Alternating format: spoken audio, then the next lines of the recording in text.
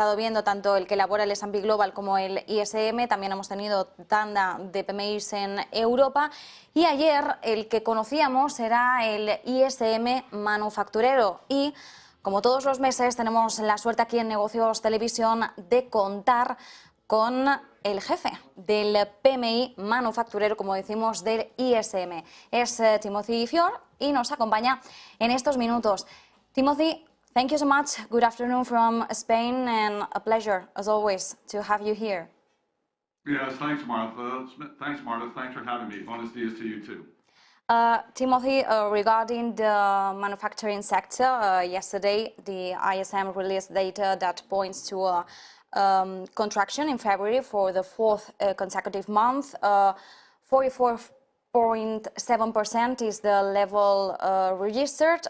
In the last 2 months, we saw how the manufacturing PMIs has been at its lowest levels since May 2020. What is this new report telling us about the economic activity in the US? So just to follow up on the prior segment that you just showed, you showed the services PMI that just got released this morning. And I think it's a great reflection of what's actually happening right now for the overall US economy. It indicates that month over month we're pretty stable. The manufacturing PMI is a better indication of what's going to happen in the future. So, and we're also highly cyclic. We tend to really change fairly dramatically, so you can differentiate between where we were last month and where we are this month. We've been very stable for the last 7 months. This was the first report since August of last year where we've slowed our rate of decline. This is the 4th month of contraction in the manufacturing economy, but relatively weak contraction, measured in the 47, 48 range.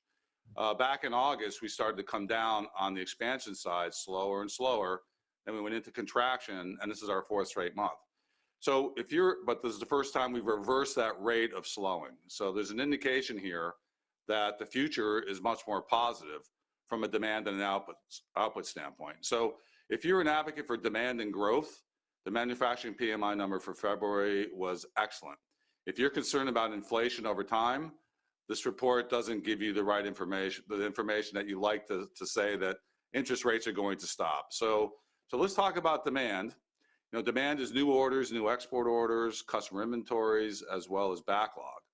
Customer inventories ended up at the high end of too low, which is better than the low end of just right. Our new export orders almost passed 50. Our backlog slowed its decline. I think it came in at 47 or something. And most importantly, the new export order grew by almost 5 points. That reflects the fact that lead times actually are coming down, and that pricing concerns in the future, essentially with aluminum, steel, and copper, are forcing buyers and sellers back to the table to negotiate new purchase orders so that business can continue. I think there's a little bit of concern in the manufacturing community here that in the near-term future, we're going to see increased prices. Therefore, it's time to jump in. So I think for the last couple of months with your listeners and watchers, I've been mentioning that we're missing demand. We need demand to come back. This is the first month in the last 5 months where all 4 demand indicators are in the positive range. Mm-hmm. I remember, Timothy, that the previous month we saw how of the 6 biggest manufacturing industries, one, it was transportation equipment, registered growth in January. But in this month, in February, we are talking about 2 industries, transportation equipment and petroleum and coal products. Why petroleum and coal products have registered this growth too this month? Well, I think it was primarily based on new order levels, and with advantaged natural gas and petroleum products in the United States compared to Europe and China and Southeast Asia, you would expect that the U.S. industry sectors, petroleum and coal products, as well as chemicals, would do well from an export market standpoint. A little bit offset by the fact that the U.S. currency is still relatively strong, but there have been some signs in the last couple of months it's a little bit weaker. So if you look at the overall, as I mentioned the last month and the month before, I've been tracking the percent of industry sectors that are actually contracting. That means anything that's 49.9 and less. But more importantly, I'm tracking the industry sectors that are contracting at 45 or less. The 45 number to me is a much stronger indicator that there may be some fundamental weakness in those industry sectors. So in the month of December, we had 86% of manufacturing contracting, 35 or 36% of that was contracting at 45 or less. So that was alarming.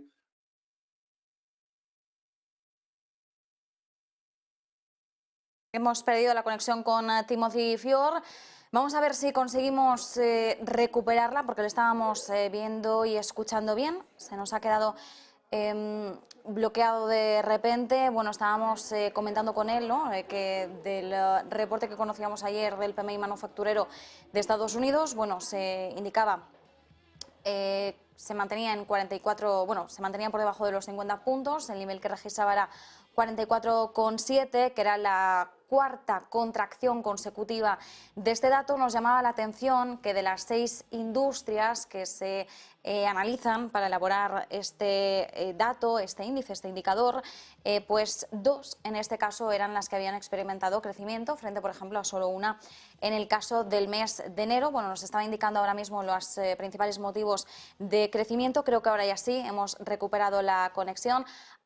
Timothy, sorry, we had a problem with your audio and image, but now we are seeing you perfectly. So if you can make a recap of your answer, please. Yes, well, thanks very much. So what I've been tracking is the percent of industry sectors that are contracting 49.9 or less, but more importantly, the ones that are contracting at 45 or less. So in the month of December, we had an alarming 85% contracting at 49.9 or less, but more importantly, we had 36% contracting at 45 or less, which I think 45 number really sends off a lot of caution bells, a lot of indications that, oh, things are really not good. In the month of January, we had the same overall 85% contracting at 49 or less, but more importantly, we only had 26% of the industry sectors contracting at 45 or less.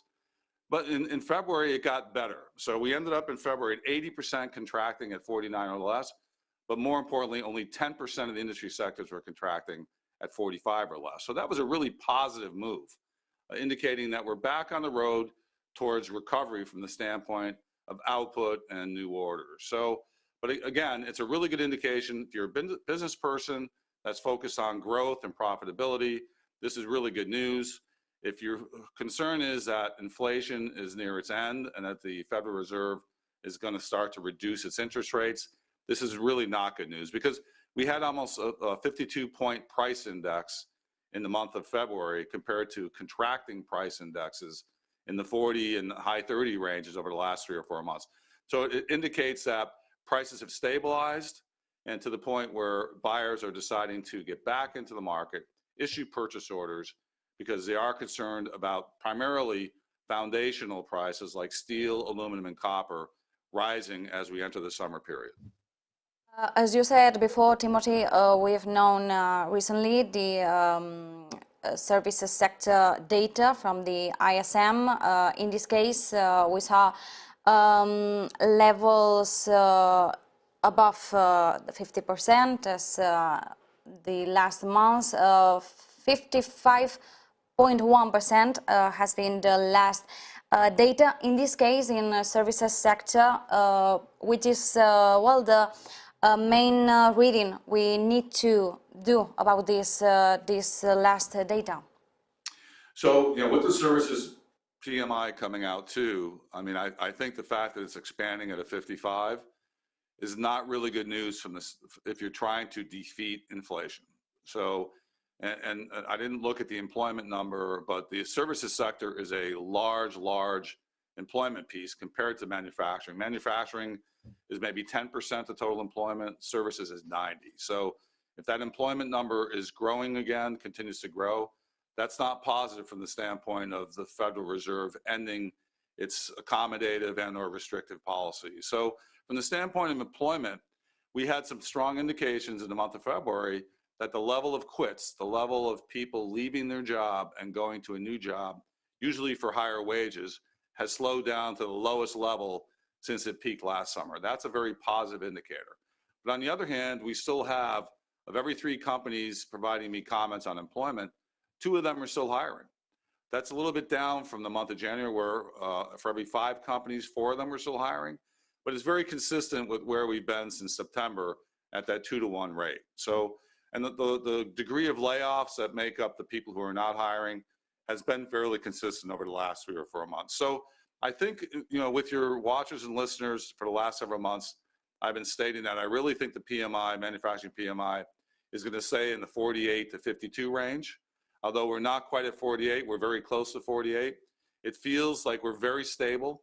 If you go back to August, we've only had a 3.5 point decline in the PMI over the last 7 or 8 months. And we are a very cyclic area, and we're not cycling. That's a plus or minus 1.75. So we're really very stable. Our pricing is relatively stable. Our demand appears to be recovering. Our output is definitely stable. Our employment is stable. Suppliers are still delivering faster over the last 4 months than they were last year. So this is a very good report. I'm very happy with this, but I just want to point out again, I think if your job is to manage inflation, this is not going to support that, and nor will the services PMI that came out this morning. But if we look at the prices category, we see how it experienced a fall. Do you think this is the reason why the market is now with this bullish sentiment, and the dollar has experienced this fall too? Right. So let's talk about prices a little bit. Let me talk about chemicals. So I know when we talked last month, Martha, we talked about watching the chemicals product area, the number 2 industry sector in manufacturing, and an early indicator of what happens across all of manufacturing. There are 18 industry sectors in the manufacturing group. Chemicals supports all of the other 17. So we actually saw chemicals, while it's still contracting, it did improve in the month of February compared to the month of January, which is very positive. And chemicals is a huge export potential for the United States, which kind of means that we're price competitive, which is a positive thing. From the standpoint of prices, we saw our first month of a declining percent of our respondents reporting the same or lower prices. So in the prior couple of months, we had 80+% of our respondents saying that they were paying the same or lower prices. In the month of February, that number has dropped now to 75%. At the bottom, when Russia invaded Ukraine, we were in the 25% range. So the reverse of that is that in the month of February, 25% of our panelists reported higher prices compared to 14% in January and in December. So the trend is moving now towards higher prices. The good thing is it's not energy market driven, which is highly liquid, affects us all the world, affects all the industry sectors, either through fuel surcharges or increases in raw materials. The primary cause right now is commodity markets, aluminum, steel, and copper, being driven up primarily because China has been reopening. And in the case of the United States, there's a lot of capacity being managed more effectively to make sure the prices don't collapse at a level that's not reinvestable for the primary metals producers. And as you probably know, as you know, there's a huge tariff, 200%, that's been put on Russian aluminum. Russian aluminum is a pretty strong supply source for world aluminum. There's also issues, I think, in Eastern Europe about aluminum smelters shutting down because the price of energy, the cost of energy is just too extreme, and you have to keep people warm in Europe right now, and that's where the energy is going rather than building products. You did mention, Martha, about transportation equipment. That was our #1 industry sector in the month of February. Performed well, I think 56, plus or minus a few points. Very good.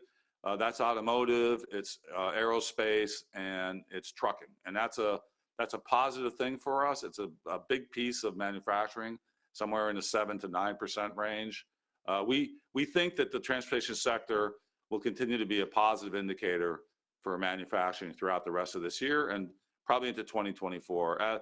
Personally, being out on automotive lots, checking cars, there's definitely more inventory out there, but there's still not the normal inventory that you see in the United States, which is usually 60 to 70 days of inventory on auto dealers' lots. So So, again, it's a good report. It's absolutely a good report. It could be an indication that we're going to go into expansion in the near future. Just as a point of interest, we generally remain in contraction for about 12 months, either early preceding a recession or during a recession. And we're 4 months into a contraction with fairly strong indicators here that we might be coming out and going back into expansion. So we'll see. I'm very interested in March.